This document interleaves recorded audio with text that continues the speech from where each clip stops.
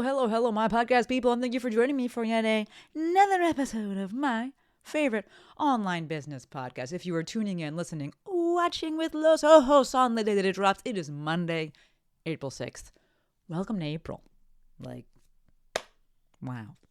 Welcome to April. The days just keep going. No matter what shit is happening, the days just keep going. Things have been busy over here. And truthfully, in all the good ways, I think. I think I'll do a little life update and then we'll hop into the episode. Today we're talking about steroids for marketing. But what's been happening, what's been going on socially, AVP qualifiers all day on Saturday. If y'all are not in the volleyball space, you have no idea what I'm talking about. But if you're in the volleyball space, I was not playing, of course, but watching AVP qualifiers all the last Saturday. It'll be this Saturday. It's 3 Saturdays in a row. So that's how Lex and I spend our Saturdays. Allison, my mentor, I brought her on the podcast many moons ago. Her daughter's volleyball tournament was on Sunday. We did that all day Sunday. Kim, I've spoken about her before. Professional volleyball player. She's coaching now because she's pregnant. But she's staying with us for, a week. Went to a comedy show. Lex and I went to a comedy show for our favorite comedian. Is it comedian? I think it's comedian. Favorite comedian, Rachel Scanlon. Jill is moving to San Clemente. By the time this drops, she will have already have moved. The day that I'm recording this, because y'all know I've recorded in the past, put it out in the future. The day that I'm recording this, I'm going to go have dinner with her tomorrow. But when you folks watch this, listen to this, she'll already be gone. Lex and I volunteered at the food pantry. I met up with my good friend Kay. Do a little AI nerding out. We went for a walk. I'm just trying to say yes. Not by trying, I am. I'm saying yes to all the things. Going and hanging out with people and seeing people. It's just been super busy because on the other side of that, the business side, I've been in the computer a bunch. And I think I've done some episodes about it, but the days seem to go by so fast. I'm just like, fuck, it's already Monday.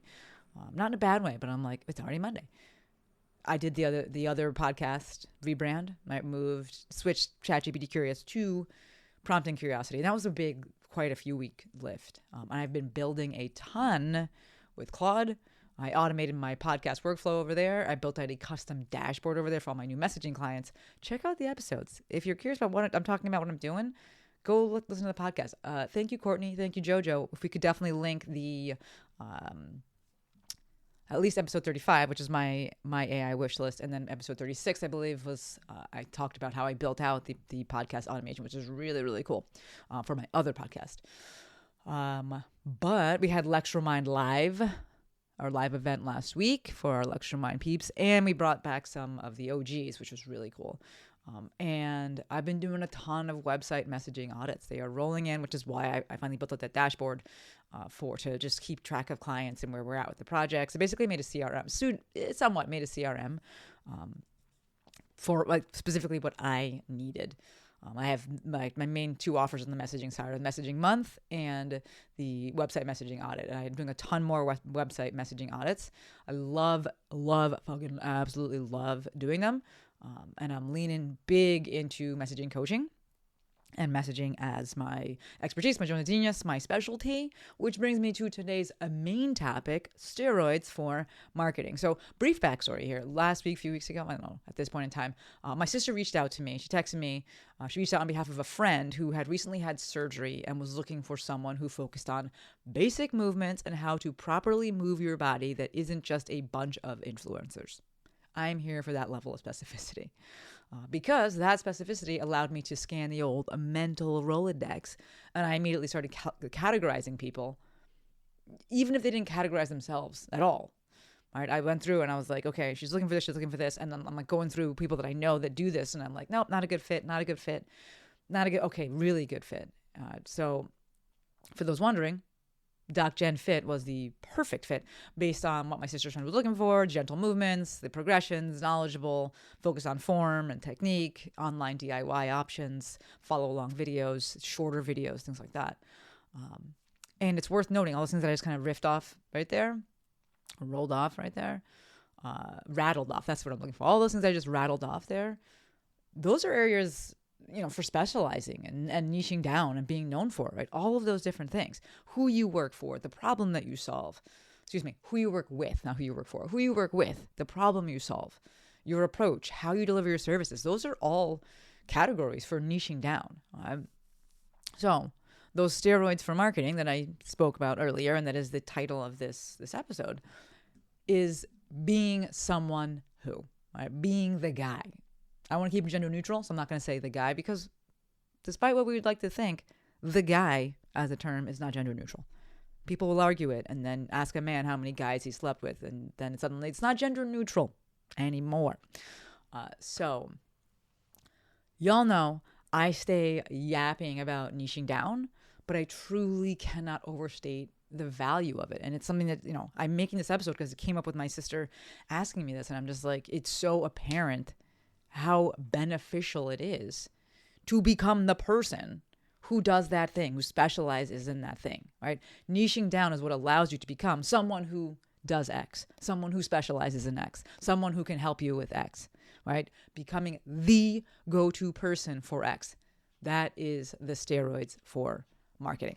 So I've done a good number of websites, a good number of audits, website audits for brick and mortar businesses. As I'm rolling out this, as I've rolled out this offer, because Lex has really helped me with marketing it, and a lot of her people, and they are brick and mortar business owners. And that has really highlighted the value of niche specificity, right? It is difficult in person, but if it's possible, it would be a super easy way to set yourself apart. Example, right? The physical therapy clinic for stress urinary incontinence in athletes, right? And stress urinary incontinence comes up because a lot of the sites that I'm auditing, a good number of them, the initial ones are pelvic floor PTs, and it's just like, it all feels very similar. And it's fine because they're in different locations, different geographical locations. But the next level of that would be to be like, we specialize, just in this thing. We are the go-to for this. Yes, we can do that other stuff, but like, this is our shit. Right? Obviously, it's difficult in person because of volume, and you need to be able to serve. You're limited to how many people can come through your door, right? But online, we have access to way more people. Right? What you could do from an in-person perspective is just having staff PTs who specialize in certain things. And so it's one of the suggestions I made on one of the audits I did. I was like, hey, do any of your staff members really like a certain pathology or really like a certain, diagnosis? That's a great place on the website. It's a great place to say that. And it would make a difference, right? Having staff PT that specializes in this thing. Think about, you yourself going to PT or any healthcare provider and how you'd want to go to the person who specializes in whatever you have. You may not think that until you have something, right? You're sitting there, maybe you're like, it doesn't matter. And then you hurt your knee and you're like, but I want to go to the knee person, not like the elbow person, right? You'd be more apt to go to the generalist than you would to go to the elbow person, because you're like, but I have a knee thing. At least the generalists, I feel like they have some, experience with me, what I need help with. But the other ones, I'm like, the elbow guy? I don't want to go to the elbow guy. I have a knee problem, right? We're likely we switched vets. So our vet, the vet that I used for Rupert, we used also for Moose. Yes, one's a cat, one's a dog, but you also just want someone that cares and is just nice and sweet. And I had gotten that recommendation from a friend who has a dog, and we went there, and she was just great. But she left the practice; she moved, and so it's fine, the place we go. And I real talk, I only go there because I need to get Rupert's flea meds, and I have to go to take it. I have to take him in order to get that specific brand. We get really bad fleas here in the South Bay, so we could take Moose there. She has to go a bit more, and Lex didn't really love that vet. And I was like, I could see that. The vet was very to the point. She's very thorough, very thorough. I didn't have any problem. She wasn't mean or bad or anything. She was very gentle with Rupert. But Lex was like, I don't really like her. And I was like, okay. And we got a recommendation from another friend who had just gone to this place called Modern Pet, or either Modern Vet or Modern Pet, something like that. And the woman's name is Tammy. Our friend's name is Tammy. And Tammy was just like, you're allowed to, you can go back with the dog to whatever they do their stuff, or they can do it in the room. And Lex was like, yes, I'm on board, which means that I have to be there, of course. But either way, I went to the new website, and as we have one of that type of clinic here, not the same place that Tammy went. Say it's a different branch. As I'm looking through the vets on there, I was just like, I want the one that specializes in cats, right? And says she loves cats. Like, we want the person who does that thing, who specializes in that thing. Side note, we did take Moose to the place. It was great. You're allowed to stay in the room. We did the blood draw in there. What a process. Wow. But it definitely, I'll end up taking Rupert there. But we do know that, like, we have a proclivity, a propensity for wanting the person who specializes in the thing, right? Obviously, the most important thing when it comes to marketing is the ability to get results. Right? Can you get the outcome that people want? And with my vet example, like, I'm not going. Rupert doesn't have an issue, so like there's more wiggle room with that. But when you have a specific problem that you want a specific solution to, that's the thing you care about the most. Is, can I get that solution? Right. But a direct tie into that, and as it relates to this episode, is that it becomes exponentially easier to get results when you work with the same thing over and over again, right? Because then you become an expert in that thing, right? And then we have that kind of circularity where you're like, I'm an expert. I worked with the same thing. I get results in that thing. I get testimonials about that specific thing. I am the expert in that thing. I get more people that come to me because they want that thing, right? And because I specialize in that thing. And we see that circularity there. Right? I would absolutely argue that it's more important to niche down in the online space, like I was saying earlier, precisely because of the geographical limitations not existing. So when you're in person, like, you just like have to go. Like, even if there's a cat expert in New Jersey, like, I'm not going there, right? So like, yeah, this place and these people can be like, well, we're a vet clinic. But when you're online, if I'm looking for an online service, I can get to anyone. And so we see the benefit of really becoming the person who specializes in that thing, right? Many folks will go to a clinic in person because it's the only clinic, the only place they can get to, right? When online, you got options. So establishing yourself as the go-to person for something is one of the best things you can do, right? And for the love, get it on your website. Get your website up to speed, right? Y'all know I love social media. Love. And it tends to be more up to date because people are posting consistently or they're posting regularly. But with your website, you're not. And so at some point, it's like, okay, well, people are going to check. If they're going to book a service, they're going to go to your website. And so it's like, make sure that shit is up to date and that it just says, like, you're the person for this thing. Worth noting, niching down is, for many people, the hardest thing that you will ever be asked to do, right? When I ran my Instagram intensive, it was call number 1, and I prefaced it being like, this is the hardest thing that I will ask you to do. But it is so valuable. And time is going to be incredibly helpful for your niching down efforts. Right? Oftentimes, niching down is a product of doing things and learning what you don't want to be doing. Right? Or, as is the case that you've watched me just go through, it's a product of evolution, right? You evolve into a niche. Very much like what is happening right now with me, moving into the messaging niche. Honestly, I've done this for years, right? Under different names or different vehicles. My Maestro meeting, that's what I help people do, is help them niche down. I would help them with their messaging. We'd identify the avatar. We'd see if the offer was specific to that person. We'd see if the language is specific. We'd see if the social media content was specific for that person and for that problem that they solved. It was messaging, right? But I had a different name for it. Now, right, I went through years of doing that, rather, which was super helpful and super important for getting the reps, getting the results, acquiring the skills, getting testimonials. And now I have the language to explain what I do. And I have the confidence and the desire, probably more than anything, the desire to double down on this. Before I was like, okay, I was doing more of that. I enjoyed the Instagram side of things. Now I have the desire to double down on this, and I have the experience to know exactly what I want to be doing and what I don't want to be doing. Like, I don't want to service and do it that way, or yes, I want to do it in this way. Right? A TLDR here. Too long didn't read TLDL. Too long didn't listen. Please do not listen to folks who say that you don't need to niche down. Do not listen to well-meaning, perhaps well-intentioned online business coaches who say that you don't need to niche down.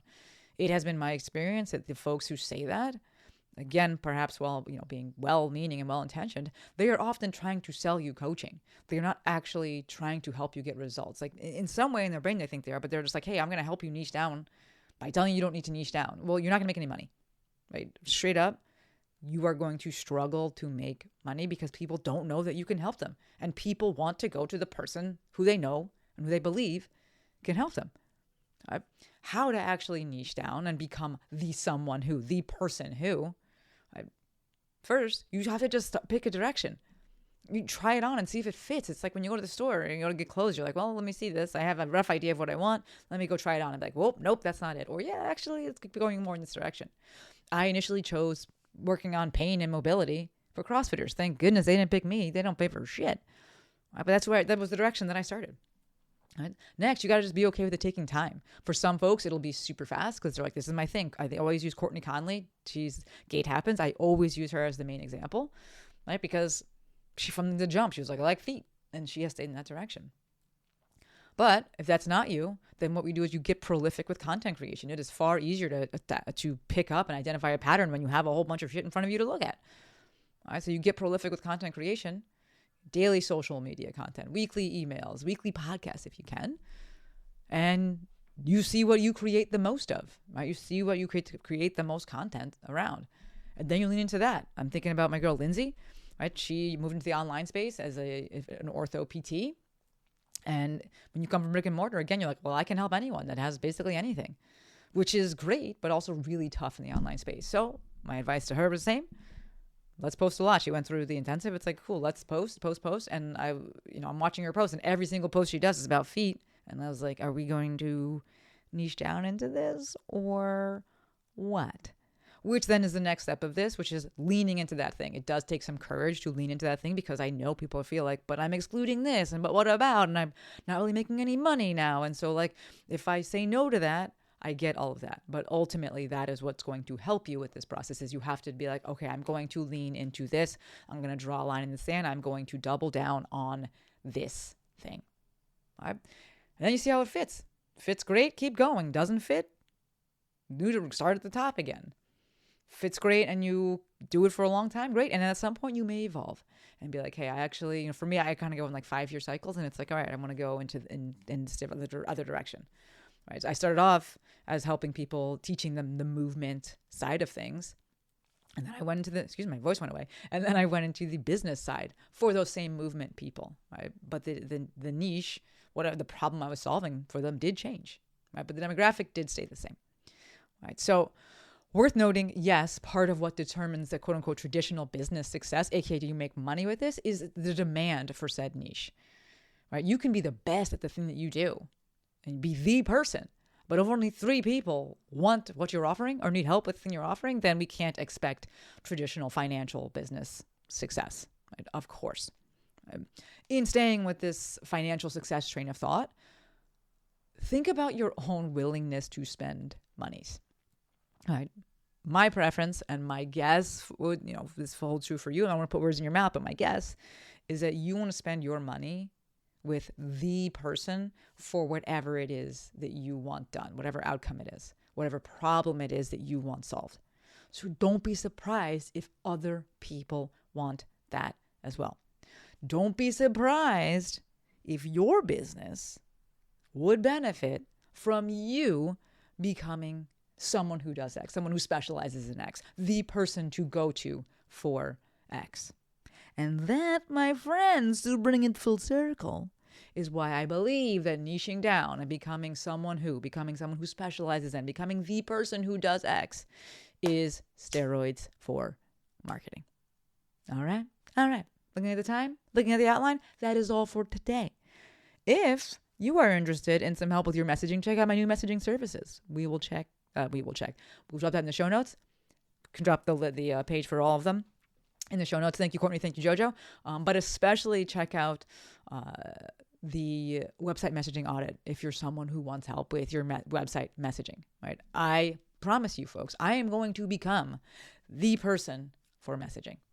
So that anytime there's a question, do you know someone who does messaging? Do you know someone who specializes in website messaging?